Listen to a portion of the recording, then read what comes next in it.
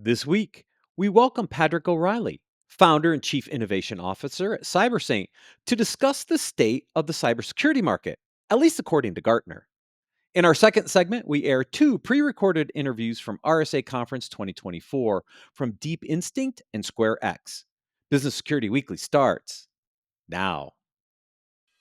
This is a Security Weekly production for security professionals by security professionals. Please visit securityweekly.com/subscribe to subscribe to all the shows on our network.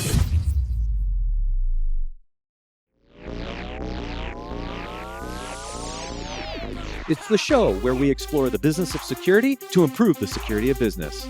Your trusted source for actionable insights on leadership, communication, and innovation. Get ready for Business Security Weekly. Did you know that Active Directory is exploited in 9 out of 10 cyber attacks? With access to Active Directory, attackers can gain control of your network. To keep attackers out, you need to find and fix Active Directory security gaps. Meet Purple Knight, a free security assessment tool that scans your environment for hundreds of vulnerabilities and helps you fix the problems. Ready to reduce your Active Directory attack surface? Download Purple Knight, the #1 Active Directory security vulnerability assessment tool. Visit securityweekly.com/Sempiris. Why is identity resilience a top priority for security executives? Because your identity access management or IAM system is critical to your business. Whether you use Okta, Microsoft Entra, or another IDP, if your IAM is attacked, your operations can go down for hours or days, directly impacting your bottom line. So what's your backup plan? Mighty ID is here to save the day, reinforcing your IAM resilience. With flexible backup and recovery, and even migration between IDPs, Mighty ID keeps business running when failure is not an option. Check out Mighty ID at securityweekly.com/Mighty ID for more. Welcome to Business Security Weekly. This is episode number 353, recorded June 10th, 2024. I am your host, Matt Alderman.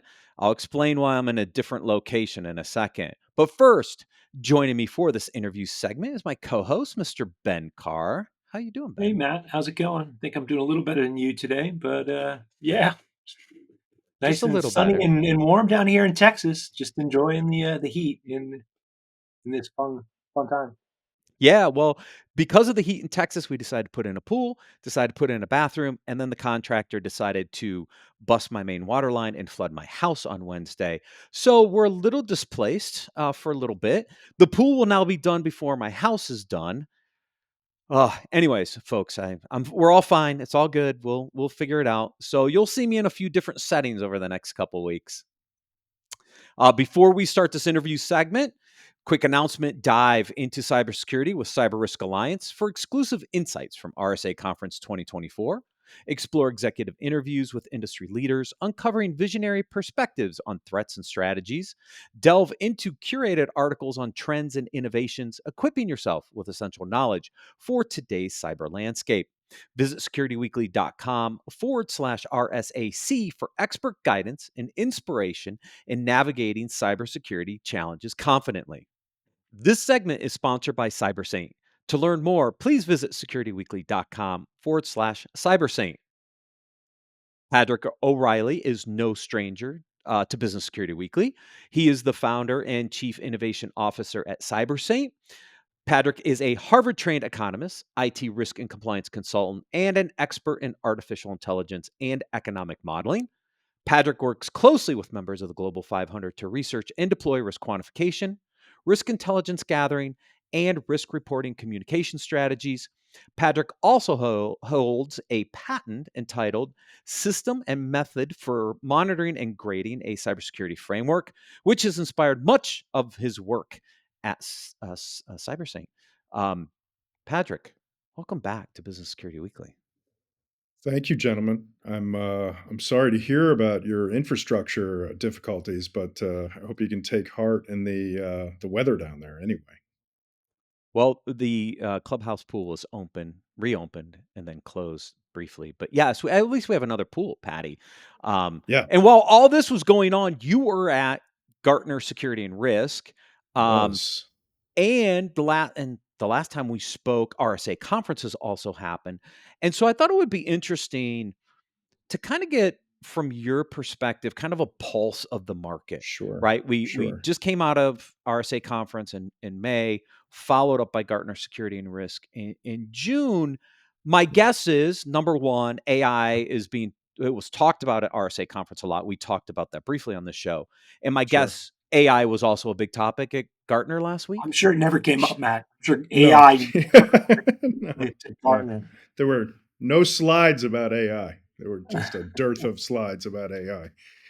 Yeah, it came up. It was definitely top of mind, and at the same time, I don't know that much was said about it.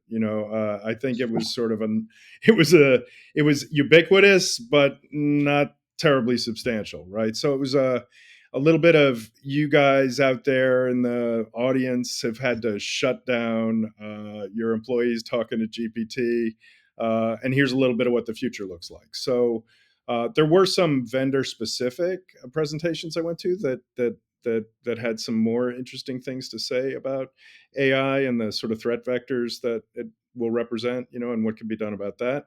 But the basic idea, I think, from Gartner about AI was right now, governance is top of mind. Employees are looking at business specific applications. They're calling that agent based applications. So right now we're in the co-pilot phase of adoption. And Gartner really doesn't feel until next year that any of the agent-based stuff is really going to make a major impact. So that was really the big takeaway there. Hmm. So we heard a little bit, and we actually did a segment, I think, on this the last time you were on, a little bit about the different AI components and whether it's all about AI governance right now. So it seems like the theme still is more around how are you going to govern AI models instead of how to actually leverage some of these models to actually do something unique. Yeah, I would say that leveraging them to do something unique is an stated aspirational goal. But there's not a lot of detail wrapped around that at the moment. So it does tend to focus more on governance and making sure there's not, and data governance is a big part of that. Making sure that there's not, leakage, that the models don't say damaging things, so there's some transparency concerns as well. But yeah, I mean, I was starved to hear something more research based around the problem and did not hear much. In fact, when I said, hey, we're doing a few things to a few of the big providers who are working with it, they were like, what is it? What are you doing? What is it? What are you after? So there was not, the dust hasn't settled on how cyber is operationalizing larger models. So if governance is the main theme, is Gartner going to create critical capabilities and a market scope and eventually a magic quadrant for AI governance? I mean, was that even talked about? Because I think the challenge, Patty, is what does Mhm. AI governance mean? What should you be looking for? And if the analysts Where's aren't it fit? defining this, like what who is? Yeah, I would say that they're beginning to refine their slideware around that. And I don't know that they'd be averse to selling into helping an organization determine what to do there. But again, they did put a quadrant up. It wasn't a magic quadrant. It was a quadrant of all the AI governance frameworks in existence, and a little bit of talk about harmonizing across those multiple frameworks. Interesting. Kind of something that CyberSaint does with crosswalking and Some we're certainly harmonization. interested in. Yes. Yeah, Yeah. yeah, Yeah. for sure. All right, so AI's topic, governance is the driver. What else came out of Gartner? Like, what are the other big Yeah. what's the next big theme, I guess? There was the embattled CISO. That was a big theme. Like The the board, the governance, the SEC, that piece of it. Yeah, all of that. that. Yeah. Yeah. The embattled CISO. How they own all the risk, all digital risk as well. But they don't own it in a sense. So how the CISO is the owner of all the risk now across the organization, and how to deal with the multiple stakeholders, the ones we're all aware of in the new regulations, and how to balance that, and how to report. A lot of presentations to analysts. We spoke to Matt. Some of our team went and spoke to these analysts afterwards. around how do you get your arms around the risk in a business sense. There's definitely a lot coming down from the SEC on this. The analysts, they're of two minds in some ways, I think, because they put so many surveys out over the last year or two CISOs and two information security people. And they asked, what's the state of play in CRQ and in cyber risk management? And a lot of the respondents said, it's not great. So Gartner, in some ways, decided to almost institutionalize that briefly, say it's not great, therefore it can't be done in a sense. Yet they're hedging their bets a little bit, because the second half of all those presentations were, how do you approach CRQ in a way that is communicable and gets into the business impacts for the C-suite, for the board. So that was a very big thing. Yeah. Yeah, I mean, obviously we've seen the the prosecutions of CISOs, some ongoing still, right? And so it's interesting. They take all the risk, Mhm. but then we don't have a really good definition of how they should address risk from the analyst to actually help them, right? Like, yeah, anyways, these are Well, these topics that just kind of befuddle me. It's like, wait a minute, they're embattled, they own risk, but let's not give them any guidance on what to do. Well, and I think Gartner realizes that they've, that unfortunate framing is out there.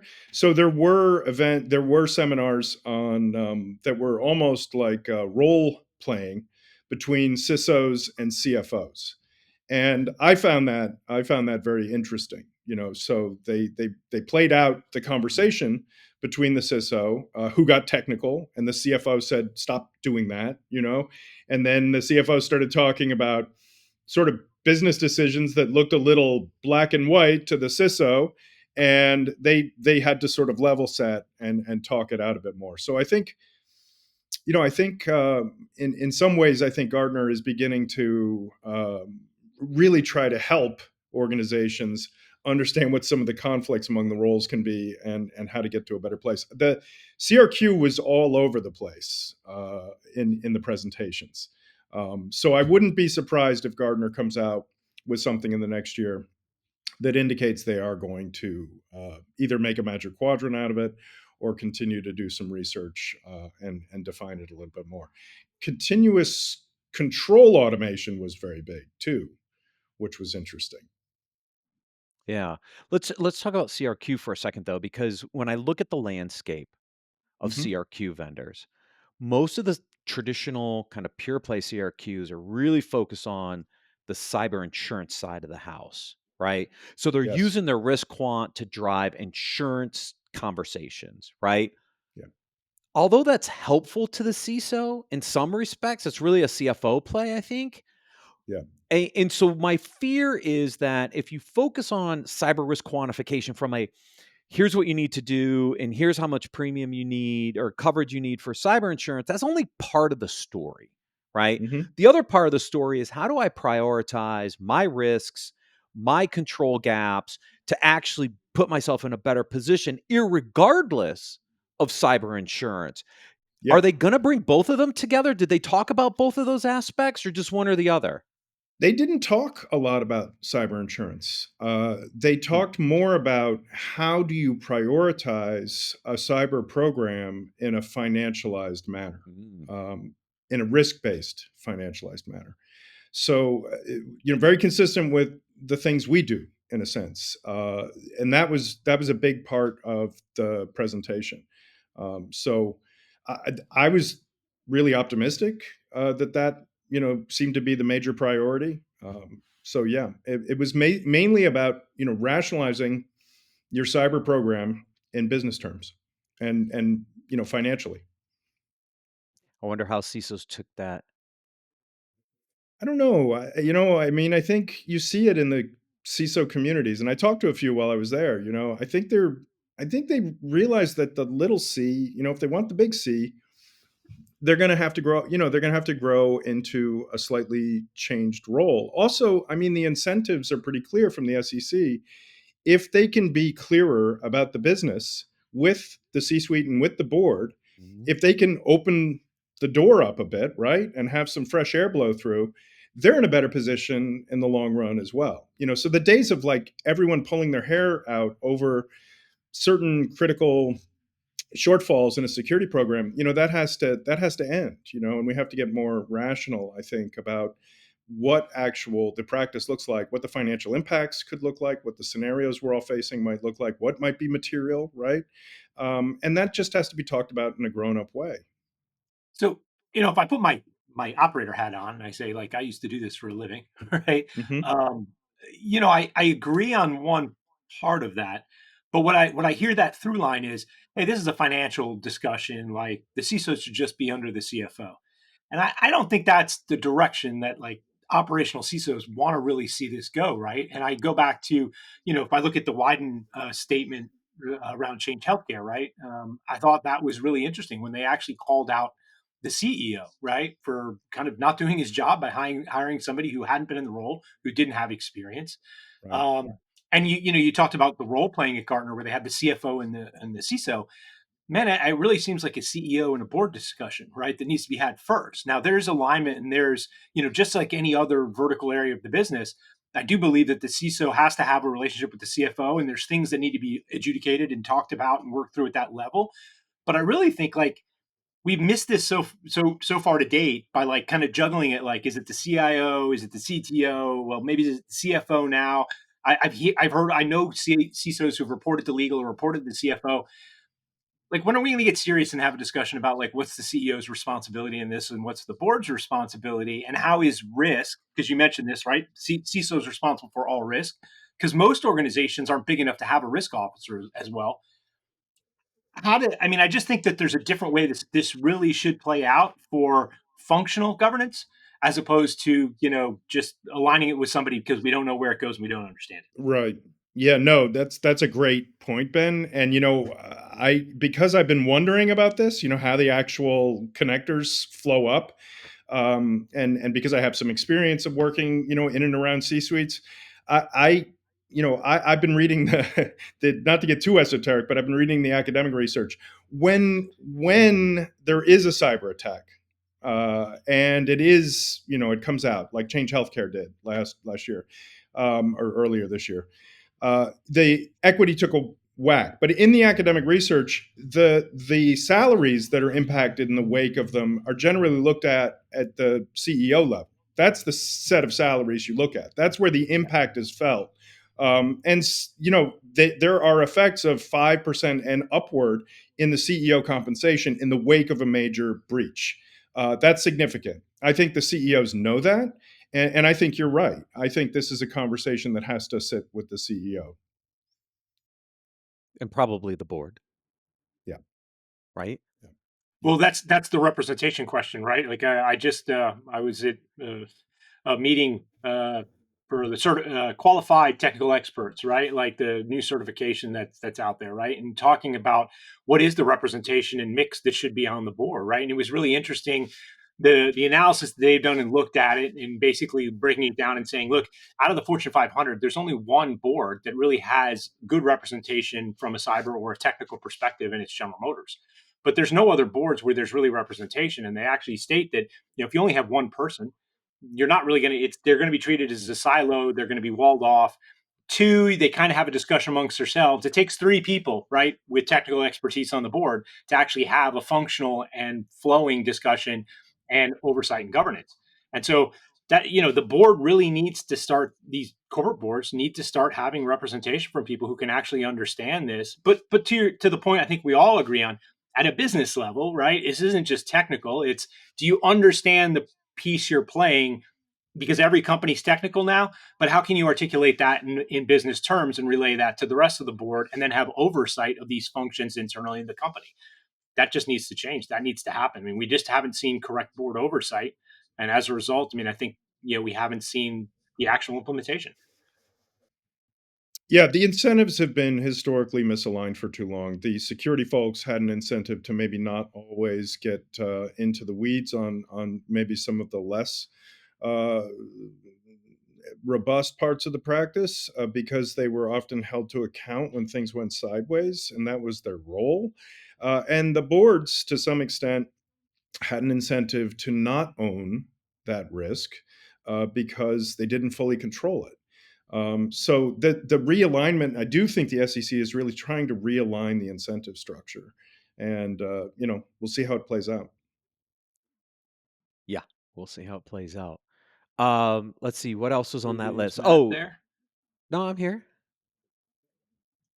Oh, you Not froze quite. up for me. Yeah. Oh, sorry. Yeah, Yeah. just for a moment. So, yeah. So, Patty, we've talked AI, we've talked cyber risk, we've talked the impact to the CISO.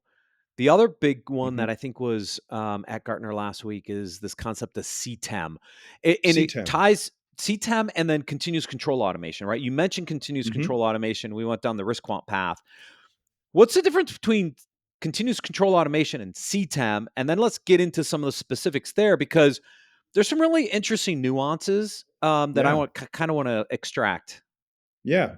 I think CTEM, this was one of the first times I'd seen CTEM sort of presented as a sort of a galvanizing concept. I'd heard it before, but the basic idea on CTEM is continuous threat exposure management, right? So it's not just it's sort of the newer iteration of vulnerability management in a sense, and takes in the entire attack surface, which is of course evolving in the modern enterprise. So cloud, digital, application, SaaS, et cetera, et cetera. So CTEM's stated, goal is to put that all under one umbrella and to treat it, in a risk prioritized way. Not unlike some of the stuff we've seen in vulnerability management as well. But it raises it raises the CCA issue as well, because now you've got multi-source data coming in from everywhere. You're running it across, well-known frameworks, perhaps, controls, MITRE, impact, business impact analysis as well is folded in there. So how do you do it? How do you do CTEM? Now, I think in some ways, Gartner was almost hinting that CTEM could eat vulnerability management. You see the vulnerability management companies saying, no, it won't, because we're reinventing ourselves too. And to their credit, they are, and they are taking in, more forms of information. They are trying to get much more rational about how they present risk. Qualys did a really good job of that, I think, arguably. To me, though, it all rolls into more automation, because you're not going to really get your arms around this unless you figure out how to get the data automated across all of these frameworks in play. So let's unpack this a little bit because this is where I want to go. Vulnerability management will tell you they can automate everything because they have the scanners and they're going to pull all this data. And Gartner went through this period right at the time I was leaving. Now I was at Tenable. It was kind of as I was leaving Tenable, this concept of threat and vulnerability management. This is the Hmm. precursor to the current CTEM. Right. And if I step back and look at some of the risk management work we've been doing, we know the challenges around threat and vulnerability and how it models into risk.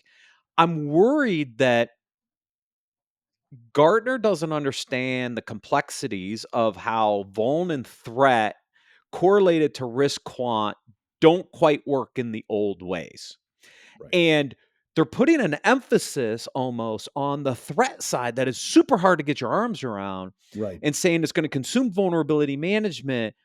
But is Right. that really the right way to do it? I know it's what we've attempted to do for 20 plus years, but do you see where I'm going with this, Patty? Totally. No, and it isn't. It isn't. It's almost like they've solved, one part of the several components on the left side of the equation, right? So they've said, "Oh, this thing is related to this thing and to this thing," but really, if you can't manage it in terms of your overall cyber risk profile, you're not going to get your arms around it, because the data is just so extensive, Hmm. and it's not like human management of vulnerability management got us anywhere. When you look at all the vulnerabilities that come in, all the devices, all the machines, it's not something that human intelligence can go, oh yeah, sure, I see it, we really should prioritize over here and right here, and we'll be good to go. It's not going to, so saying CTEM and just sort of rolling it up to a higher level in the hierarchy, it's not going to get the job either, I think, done. So what really has to be, and to me, when I was sitting there, I was like, this is where cyber risk management is going to weigh in very soon on this, because it's going to be, I think, the umbrella under which all of this gets folded. It's still a large and intractable Mhm. problem in a lot of respects, of course, but the only way to make sense out of how to prioritize resource is to understand your exposure and to understand sort of the possible financial impacts of that exposure, Right. and be able to have access to that data, if you need it, but not to get lost in that data. And I think that one of the great promises of AI for us all now is that data, which is just so dense, can be disciplined by these larger models, and it can be made human readable, and it can do some of the algorithmic sorting of what should be prioritized. Yeah, and that's my fear, right? Is that they're going to push threat and vulnerability back into the forefront when we know we've struggled with it for 20 years.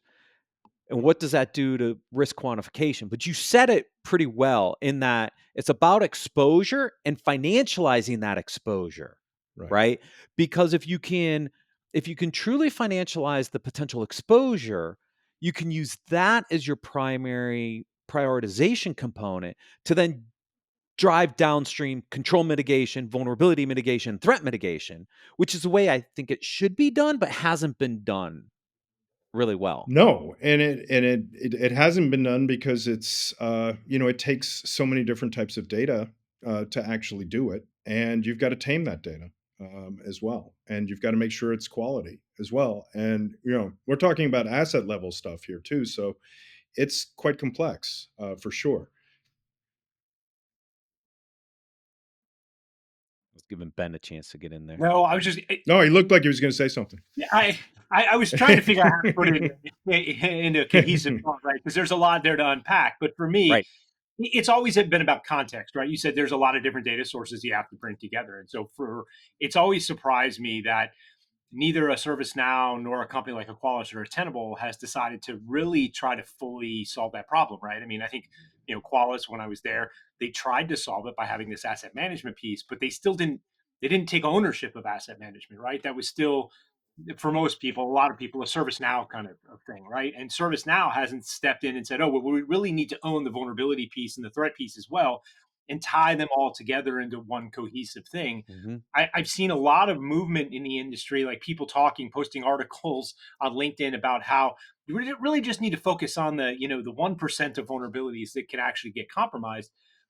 But again, for me, that's problematic, right? Because yes, that's probably where your focus needs to go initially, right? To burn down that mountain of stuff you have, but you eventually need to get to the tail of the dragon on it, right? You can't just say I'm only going to ever fix 1% because, as Rob Joyce over at TAO said, there's a ton of vulnerabilities out there. We don't need to burn 0 days to get into stuff, right? So yes, that may be the current thing that's being exploited and used, but it doesn't mean somebody won't pivot 3 weeks from now and you'll get popped just because you only wanted to put 10% of the effort in.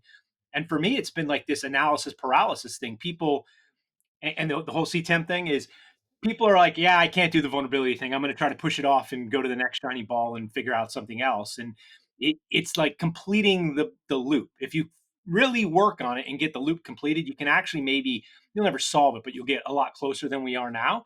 But people just lose interest and move on. That was asset management. People realized they can't solve it, so they moved on. Now it's vulnerability management. We move on. So that's my. Yeah. Ben, you just really summed up a lot of what goes on in cyber. It's like sometimes a great notion, and then everyone gets excited, and then they leave this, beautiful open source wreckage behind, and Yeah, then and they just move on to the next thing. yeah, Yeah. yeah. Because here's what I don't want to happen. And Ben, you mentioned it, context, right? In the old days, we'd throw a list of vulnerabilities over the wall to the IT team, go, you got to go solve Yeah, all here's these your PDF. vulnerabilities, right? And the IT team's like, no, I can't do all this. So prioritize it for me. So we went through all these prioritization things. CTEM has the potential to do the exact same thing. Here's all your threats, throw them over the fence and tell somebody to go fix them, and they don't have the capacity to do it, right? Context matters. And to me, the context has to be risk driven. Otherwise, we're going to go down the exact same path over the last almost 20 years now of throwing a bunch of data over the fence. Nobody can manage the volumes. Therefore, nobody does anything about it, and we make no progress. Yeah, I agree. Look, and I think the prioritization is super important as long as you realize that's not like prioritization means just address 1% of the problem, right? It's like address 1% today, address the next 1% tomorrow and keep working on it to get the burn down, right? That's where I think the ball gets dropped every time. Like, and to Patrick's point, it, we're littered with that in cybersecurity, right? Like it's just there's cool stuff that just gets dropped along the wayside. We move on to the next thing.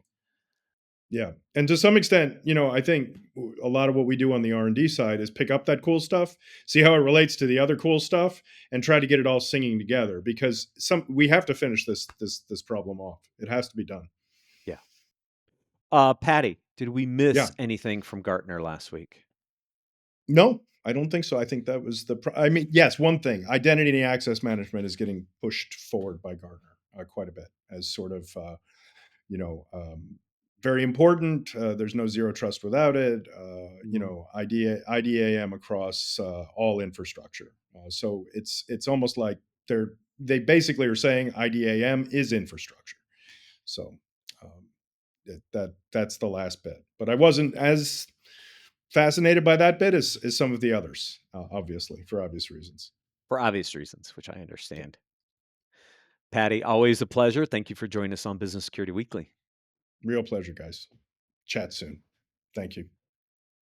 To learn more about CyberSaint, please visit securityweekly.com/CyberSaint. We're going to take a quick break and then air our pre-recorded interviews from RSA Conference 2024 from Deep Instinct and Square X. Thank you, everyone, for joining us today. We'll see you in 2 weeks on Business Security Weekly.